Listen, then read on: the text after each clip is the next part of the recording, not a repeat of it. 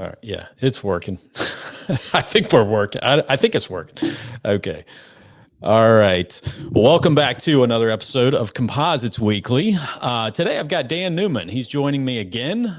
Dan, as many of you know, is a vice president of government relations with the ACMA. As many of you know, the ACMA's Composites Fly-In is taking place here in a couple of weeks. I think that's February 26th through the 28th. And it will provide a unique setting for to meet with members of Congress and agency leadership to educate them on the valuable capabilities of composites and further open markets. So Dan's going to be joining us today to talk a little bit about what's in store for that week and look at what we can expect. And probably some of our listeners will be joining you all during that week. Dan, thanks for coming on and giving us a little highlight of what's in store. Absolutely appreciate the opportunity to come and talk to you. And we've got a big 3 days planned coming up in just a few weeks, and are really in the thick of all of the preparations to make that a success here at ACMA Worldwide Headquarters here in Arlington, Virginia.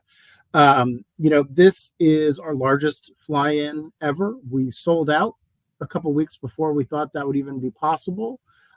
We expanded it and we sold it out again. So we're going to have about 60 composites advocates here. February 26th to 28th. Yeah, we're very excited about that. That is the largest group our industry has ever brought to Washington. And I think it shows really the interest in composites here in Washington, but also the interest in and the impact that what happens here can have on our industry, and how we want to make sure we're being productive partners to the administration, but also the House and the Senate as they consider legislation and regulatory actions that could really impact our members directly in a dollar and cents way. We have 2 days of programming before we even get to Congress. We're going to be going through a lot of the sustainability efforts that we're doing for our association, both in terms of educating members on some of the questions they're going to start getting for federal contracts and from other key markets, but also what we're doing to help lower the cost to answer those questions. We're also going to be meeting with the U.S. Army Corps of Engineers to walk through some of their efforts to use composites. They have a mandate now where they've been ordered to plan for 100-year lifespans for their infrastructure, and that includes waterways, dams, etc. That is a huge potential for composites to partner, to further partner, I should say, with the Army Corps. So we are really excited that we've got some senior folks from Army Corps coming to meet with us. And then we're also going to have, before we head up to the Senate, we're going to have a faculty member from Georgetown who is an expert in Congress and the process, the sausage making, as some folks will say, about how Congress operates, both on a constitutional level, but also on a historical level. He's going to give us a bit of a walkthrough in terms of where he sees Congress right now, how we compare to other parts of American history when we saw very serious political divisions, and sort of what to expect as we go straight into the lion's den. That should be pretty interesting. Compare and contrast to other times throughout history. I mean, even from last year, Jonathan, when I talked to you in the middle of our fly-in, and we said, it's kind of an up and down year for Congress this year. Yeah. Well, man, you ain't seen nothing yet. I mean, that was nothing compared to what we're dealing with right now. Yeah, exactly. I mean, a lot of activity going on if you follow the news at all. So in the midst of all the turbulence and chaos that takes place in DC, how much interest right now is there in supporting the composites industry in Congress with everything that's going on? And do you foresee anything like activities being done this year, to our, I guess, to our benefit? To our benefit. Yeah. Great question. First of all, I will say I'm officially retired from trying to predict exactly when Congress will do anything. I hung up that hat. permanently Right. after the last 12 months. But I do think there are some specific activities that Congress will do, actions that Congress will take this Yeah. year that will directly benefit our industry. Some of them are specific to composites, some of them are broader, but we are among the group that will benefit from them. To give you an example of the composites side of things, so I mentioned meeting with the Army Corps. Congress is due this year, and they're actually, I was actually just emailing with some of the committee folks working on this bill before I hopped on here to pass an updated version of a bill they do every 2 years called the Water Resources Development Act, or the WRDA bill, WRDA. That's a bill that oversees, that really shows the Army Corps everything they can do for the next 2 years. We have, as an association, engaged some sort of passively with, oh, there it is. You just pulled up the WRDA bill on the Army Corps website. Yep. We've engaged passively in that in the past, in terms of we saw something that was signed into law, and then we went and we met with the Army Corps to try and push that, or see how we might collaborate on it. We're working now this year, both with Army Corps, but also with our friends on the Hill, to get language about composites into the legislation itself. And I don't want to throw out any spoilers for our meetings coming up, but we've had a number of technical discussions with Army Corps, with relevant folks in Congress, to see if there's some explicit language that we can get into the WRDA bill that will allow us to expand our work with the Army Corps. And for those of the listeners here that work with federal agencies, or may be veterans, or may have touched other parts of the federal government, particularly with an organization like the Army Corps of Engineers that is part of the Department of Defense, DoD as an agency, as a bureaucracy, is very conservative in what they're willing to do on anything, regardless of composites or not. There's nothing in law right now that says the Army Corps can't use composites. So that's always a good place to start anyway, right? But there's nothing barring them from using us. Sure. But there's also nothing there saying that they can specifically use our products and use composites. Right. That's a different level of helpfulness, frankly, and that's where we want to get to. We want to get to specific mentions of, you can look at, we don't even need it to be a mandate. I'm not suggesting that we say you can only use composites. Sure. I'm not crazy enough to think that would survive the process. All I'm saying is that we think we've got a good chance this year of getting some language in that will allow us to just have the conversation at a broader level with Army Corps. So we can move past the, 24 or so very interesting and well-performing pilot projects that we have in the field right now with Army Corps, but to a point where we can actually start working with them on just as a standard supplier of construction materials for their purposes. So does the language really need to be changed if there's nothing that would prevent them? Do they still have, is that still needed to be inserted? Voted on? Yeah. Great question. The short answer is, the book answer is no. Okay. But as Yogi Berra once said, right. Well, as Yogi Berra once said, in theory, there's no difference between theory and practice. In practice, there is. That's right. This is one of those things where, I've been involved in policy making and working with federal agencies for about 25 years. And when you're dealing with an organization like the Army Corps, your read is entirely accurate, and one that I share. There is nothing preventing them from using composites anytime they want to. Sure. The reality is, when you're working with a group like Army Corps, having that positive language just makes it easier to make that happen. One of the other things we're working on is to get to that point is, all Army Corps projects are governed, and their selection of materials, et cetera, are governed by documents, materials, documents that give the policy and practice around the use of every material that they use, including composites. The average age of those guidance documents is 18 years old. Okay. So that's bad for everybody. I would say it's uniquely bad for a material system like composites, where even in the last 5 to 10 years, what we are able to do, and Absolutely. the technology and the advancements in inputs, but also manufacturing processes, et cetera, has evolved so rapidly that we really want to see them get those materials guidance documents updated. So that's one of the things that we're working on. It's going to help everyone, and by the way, is good policy in my view for the American taxpayer as well, in that we want the Army Corps to be making selections based on the best available information. Sure. But I think that that's really going to be one of those things, one of those nuts and bolts things that's really going to help us.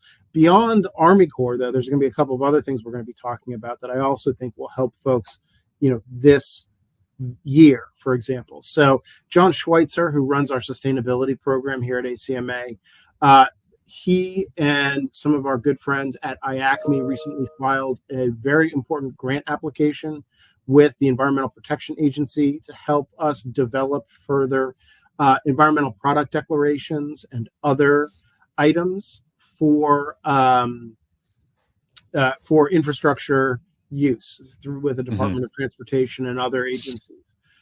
This is documentation that you need to have now if you want to supply federally funded infrastructure projects. We applied for a grant to help expand that program and lower the cost to composite companies to develop that type of documentation. So we're going to be asking our friends in Congress to please support that grant application to make sure that we do get some funding to help create what the agency is calling robust environmental product declarations, which are better than just plain environmental product declarations. They're like extra strength environmental product declarations. So that's something that we're working on. And then we're also working with some of our partner associations here in Washington, Jonathan, on two things that we are really excited to work on, that because I think they're really dynamic. And the first is some tax language that would fix a problem where currently, just for the last 3 or 4 years, tax law has changed and is hurting manufacturers across the country and in all sectors, where you can no longer expense costs associated with research and development the year they occur. You've got to amortize them over 5 years. That is really devastating for manufacturers, particularly for innovative manufacturers. Our folks are not making things the same way that they made them 5 years ago. And a lot of our members are utilizing that R&D expensing. I like to say a lot more of our members should be utilizing that expensing. And so we want to make sure that we get full value for that for our members. And that's something that we've been working with our National Association of Manufacturer friends and others as part of a larger coalition to support. The House has actually passed legislation that would fix that. The Senate has not acted yet, but we are hopeful that we will be able to make that happen. So we're working on that, and it was important to me to include that because I wanted the fly-in. I wanted folks that want to come and participate in the fly-in, but that aren't necessarily in the market of supplying the Army Corps, for example, to feel like they were lobbying for something that would help their business. Every ACMA member, every composites manufacturer in the country should be expensing R&D costs. And absolutely. This is something that will be helping them do that. And then the last thing, and this is something that maybe we can talk about a little bit more, is we're actually looking to hopefully expand how 529 plans operate. And for those of us with kids, many of us are familiar with 529 plans. That's that pre-tax funding you can use to help save for college. I know we've got a couple of those bouncing around at our house for our kids. And that is, that's a very powerful tool to help families plan for education spending that they want to do. Sure. There's legislation out there that would make no changes whatsoever to how 529s currently operate, but it would expand them to include sort of post high school certifications that workers may want to get in lieu of an undergraduate degree. Of course. Yeah. So I know you've had some really great. I've really enjoyed some of the conversations you've had with Martha and Hmm. Kyle and some of my Yeah. other colleagues on our CCT program. That's something that we're really, really proud of. This Yep. would help defray the cost of that CCT program, but also, again, for the good of the industry, not just for our ACMA certification. I know that there are other certifications that, depending on the market that our members are in, that they're going to want to get for their folks, whether it's some workplace safety or certification specific to their OEM customers that they want to get. Absolutely. Right. This is something that will help them do that. And again, at the end of the day, that's our goal. So we are really excited about that bill, and I think that's something that all of our members, we hope, will be able to benefit from if we can get that signed into law. Yeah. What's the likelihood of something like that this year? That one, the WRDA bill, I'm very confident will move this year, just because there's a lot of bipartisan support for it. It's generally a non-controversial bill. Seems like there'd be a ton of support on both sides of the aisle. There it's is, like there is. one and, thing and that there are, there's a lot of support. You're exactly right. There's a lot of support on both sides of the aisle for this 529 bill. It's just, we are in a Congress that has passed fewer pieces of legislation than any other Congress in the history of the Republic. So, that is tricky. We do have a bill, we have that bill introduced in the House and the Senate. There are over 800 organizations and trade associations that are supporting this bill, which is called the Freedom to Invest in Tomorrow's Workforce Act. It is a relatively inexpensive bill as far as legislation goes, in that it costs about $8 million a year to implement. That is a very, very modest sum for legislation when you look at some of the billion-dollar pieces of legislation that attract a lot of headlines. We have 114 co-sponsors in the House, so about a quarter of the House of Representatives is co-sponsoring this legislation. And I just got some updated numbers from our coalition partners. We got 1, 2, 3, 4, 5, 6, 7. We're up to 17 senators co-sponsoring. So again, about a fifth of the Senate, and about a quarter of the House have co-sponsored it. And that is a step beyond even just wanting to vote for it. It's saying, I want my name on the bill when it passes. So that is a really good indicator. But again, that's one that I think will hopefully knock on composite get attached to something else that's moving. Because while I think it could move very easily by itself, this is something that could get tucked into a supplemental spending bill or some other bill that's moving that I think could make a lot of sense. That's great. That's good. Yep. You got to start somewhere, right? I mean, that's exactly. And so we're very happy that we're working with the American Society of Association Executives. I like to sometimes joke there's an association for everything in Washington. ASAE is the Association for Associations. So there you go. But all kidding aside, this is a great organization that we've partnered with on a number of things, just in terms of best practices to make sure that ACMA is working the best we can. And this is one of the first times we've worked with them on legislation, and we're very excited about that. That's great. That's good news. Yeah.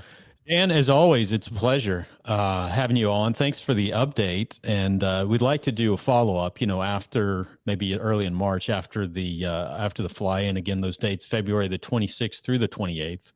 Yes. It'd be great to follow up that following week and see, what kind of reaction some of the some of the reaction from some of the members of Congress or their staffers, and how everything was received. I'm sure it'll be great. I'm sure it'll be a great event, and I would encourage our members to. You mentioned this event is it's just sold out this year, right? Yes, we have actually sold it out. Technically, we've sold it out twice because we expanded Twice, it and then we yeah, filled it again. But yes, it right, is sold out, which we're really excited about. yeah, We are already planning a bigger and better uh, fly-in for next year so that we can accommodate absolutely everyone that wants to come yeah. to this event. We think it's going to be a really great opportunity. And yeah, would be happy to follow up with you once I survive the next 17 Yeah, days. Not that I'm that's counting right. down or anything. That's right. I'd be happy to follow up. Fantastic. Dan, as always, we appreciate the work you do, especially in the land of gridlock. And we look forward to checking back with you here in a few weeks. Excellent. Excellent. All right. Thanks again. That is, again, Dan. Dan joins us from time to time, Dan Neumann. And if you'd like to reach out to him, we'll post his email, unless Dan doesn't want that. No, that's I fantastic. check with him first. But if you have questions, you can direct it to him. And always, we appreciate his time. Have a great weekend. All right.